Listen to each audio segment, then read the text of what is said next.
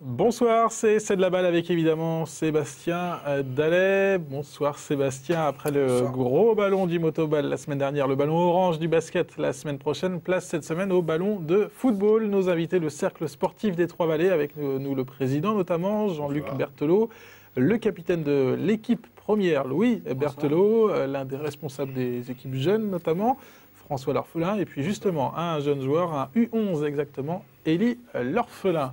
Beau prénom, Élie et Sébastien. Magnifique. Petite bise à mon fils, le plus grand. Il s'appelle comme Élie.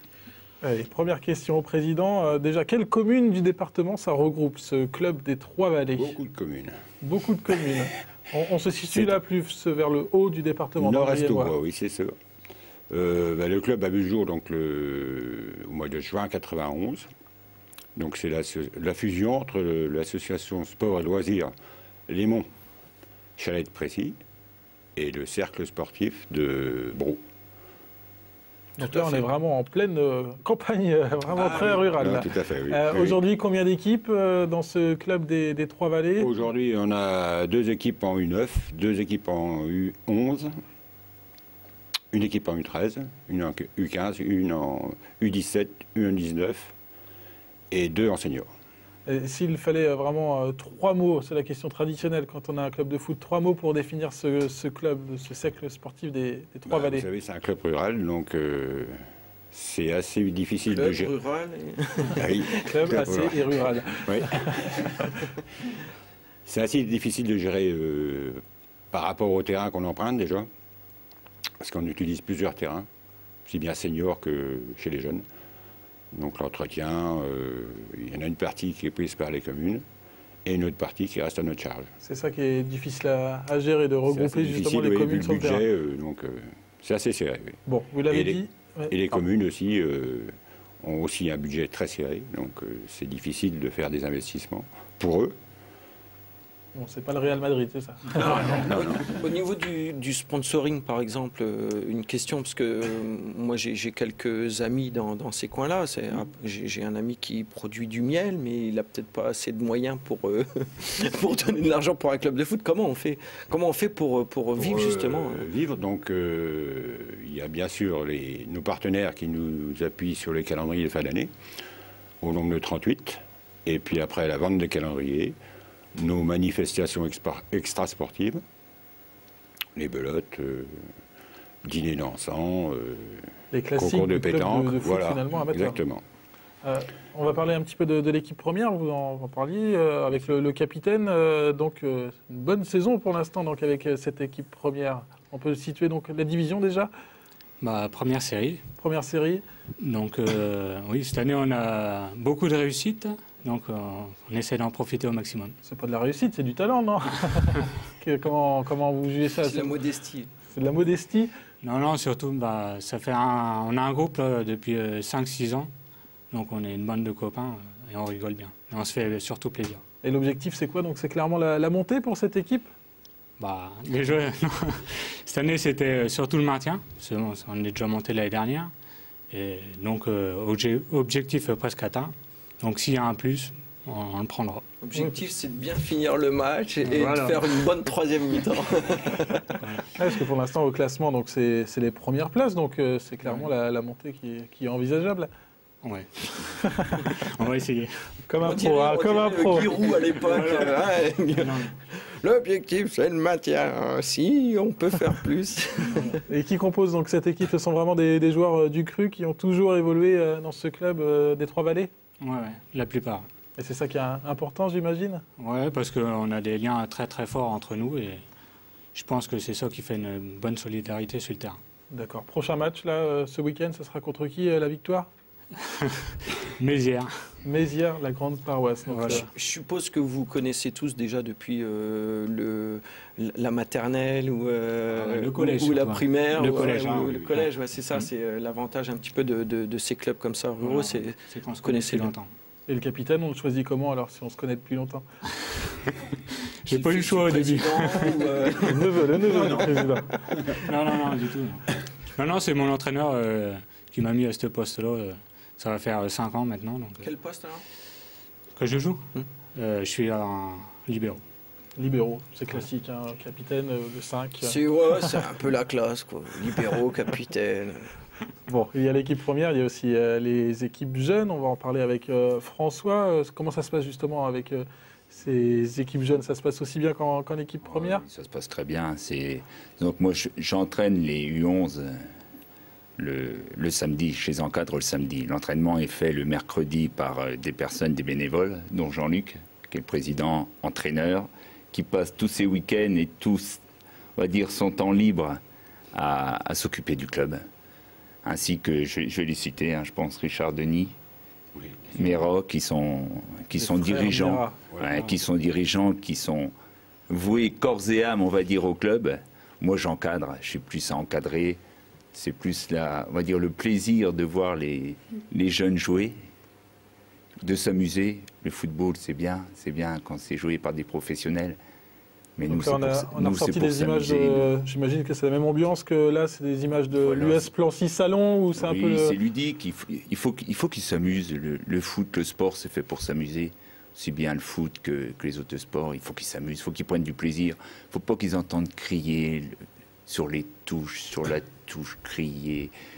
Il faut qu'ils s'amusent, Jean-Luc, justement, c'est ça le discours que vous faites passer, l'amusement avant tout? Oui, bien sûr. Oui. Nous, chez les jeunes, c'est le principal discours qu'on puisse leur donner. Et puis, ça se passe très bien pour l'instant. Il n'y a pas de gros soucis. Les parents arrivent à suivre également parce qu'il y a des déplacements à faire. Il faut quand même arriver à transporter tous les enfants. Et de ce côté-là, on n'a pas de soucis. Enfin, j'ai l'impression que c'est ce qui se passe parce que j'ai pas l'impression qu'Elie soit super traumatisé. Elie, justement, il est ça se passe grand bien. sourire depuis le début. Ça fait plaisir, c'est ça. Fan de vous aussi, Sébastien. On se vous voit. Bon, Elie, raconte-nous alors. C'est ton père en plus. Hein. Il est dur. Hein. Non. Ça se passe comment avec les copains de l'équipe des U11? C'est bien. Qu'est-ce qui te plaît, toi, dans ce club? Tu as toujours joué ici, j'imagine? Oui. Et qu'est-ce qui te plaît? Parce que je connais plein de copains. Et toi, ton objectif, c'est quoi, alors? De gagner. et plus tard, c'est d'essayer de jouer en équipe première avec le capitaine, là. C'est le capitaine, là, quand même. Ouais. Non, en fait, c'est un pote, quoi. Tu vois, moi, j'ai chez Loulou Canet. C'est mon voisin. C'est un peu ça. Non, c'est quoi l'objectif? C'est d'essayer aussi de jouer peut-être plus tard. Tu te vois prendre sa place éventuellement sur le terrain ou de voir plus loin. C'est le même poste en plus. De jouer je savoir que c'est le même poste. Tu peux le dire. Si c'est de prendre sa place, tu peux le dire. Hein. Je sais pas. On verra ça dans les saisons à venir. C'est ça peut-être un peu le but, un jour qu'ils évoluent dans l'équipe première? Oui, un niveau au-dessus. Et puis effectivement, c'est vrai que maintenant, nous, on a la chance, on va dire, d'avoir un club de foot à proximité. Parce que c'est vrai qu'on est dans un milieu rural où il n'y a pas grand-chose autour. Donc si en plus, ces gamins peuvent s'amuser, prendre du plaisir et espérer jouer, on va dire, au niveau de Louis et au-dessus, oui, c'est pour ça. Et puis essayer de rêver, rêver au-dessus, pourquoi pas. Il y a des gamins, les gamins, ils s'en foutent de foot, et ils ont tous les maillots des plus grandes équipes françaises, européennes. De Sébastien Nallet. Non, mais c'est vrai qu'ils se projettent un peu dans ce foot-là, tant mieux, ils s'amusent, tant mieux. Et Jean-Luc, justement, s'il y avait un petit Zidane là, qui naissait du côté des Trois-Vallées, ça serait quoi la politique? Nous, on en a des jeunes qui sont partis donc à l'Estac. Il y a des noms de joueurs Oui, il y a des jeunes joueurs qui sont partis là, de l'année dernière. Et puis, nous, on ne met pas de frein là-dessus. Hein. Au contraire, s'ils le méritent, autant qu'ils aillent essayer au-dessus. Si ça ne va pas, ils sont prêts à revenir chez nous. Donc, il n'y a pas de souci de ce côté-là. Donc, pour bien résumer toute la situation, c'est l'amusement avant tout, mais c'est dur de vivre dans un club rural. C'est difficile, oui. C'est un investissement de tous les moments, tous les jours, avec les frères Méra en particulier. Il y a tout à faire dans un club. Vous savez, c'est les convocations, c'est organiser des déplacements, traçage de terrain, etc., etc. Louis, c'est ça vraiment. Donc même en équipe première, on n'arrive pas, le casier de vestiaire n'est pas prêt les matins de match. Non. beaucoup de travail, hein. Surtout pour faire, comme il disait Jean-Luc, Richard, il passe beaucoup de temps au téléphone pour regrouper les deux équipes seniors.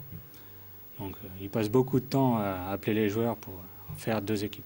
Et l'hiver, comment ça se passe justement l'hiver? Parce que c'est peut-être aussi... on est déjà une région assez touchée, mais, oui, à Braux, mais dans des clubs comme à les Braux, vôtres, par ça exemple, doit on a être un terrain encore plus d'entraînement avec éclairage, mais l'hiver, c'est pas possible de s'entraîner à l'extérieur, donc on a à disposition le gymnase de Pinet. Voilà, c'est plus Donc, simple. tout l'hiver, vous vous entraînez en salle. Oui. Comment vous voyez votre club dans 5 ans, par exemple? Dans 5 ans, j'espère qu'on sera au niveau de la Ligue. Le message est passé pour Louis. Oui, voilà. Et puis après le national cadet, non, ça n'existe plus cadet. Et puis après, le U14, U15. souci majeur, à mon avis, c'est de retrouver la relève, quoi, qui puisse faire, pour moi, ce qu'on a fait nous, et puis que le club puisse continuer à vivre. Bon, allez, la dernière question, traditionnelle aussi, quand on a un club de foot, Sébastien est toujours à la recherche d'un club. Il y a eu des touches avec la Chapelle Saint-Luc, avec Saint-André, avec Bar-sur-Seine, avec les municipaux de Troyes. Oui. La Chapelle Saint-Luc vous attend toujours pour un entraînement d'ailleurs. L'entraînement a été annulé. Je devais m'entraîner lundi soir, l'entraînement a été annulé. Ça serait quoi donc votre discours pour que Seb vienne vous donner un petit coup de main en tant que coach ou en tant que joueur avec lui? En tant que coach, il n'y a pas de souci, au contraire. Par contre, en tant que joueur, c'est un... Ah si, également. Il faut que je passe un duel avec Louis. Ah, ça va être dur. Hein. Oui. Voilà. Ça serait plutôt sympa donc d'accueillir... Oui, et puis là, lundi dernier, il y a une réunion justement au district qui met en valeur les éducateurs, enfin, qui va mettre en valeur les éducateurs de l'Estac, faire une formation des joueurs, des U19 par exemple, et que ces joueurs-là soient mis à disposition des clubs.